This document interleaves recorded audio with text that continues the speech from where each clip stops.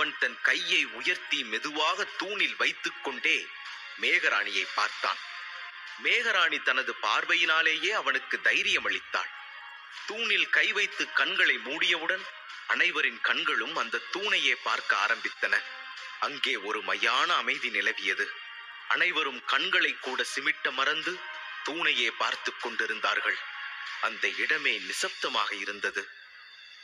நிகண்டனும் அவனை இமைக்காமல் பார்த்து கொண்டிருந்தான். அவனது முடிவு என்னவாக இருக்கும் என்பதை அனைவரும் அறிய விரும்பினர். இதுதான் அவனுக்கு கிடைத்திருக்கும் கடைசி வாய்ப்பு என்பதை அவன் நன்கு அறிந்திருந்தான்.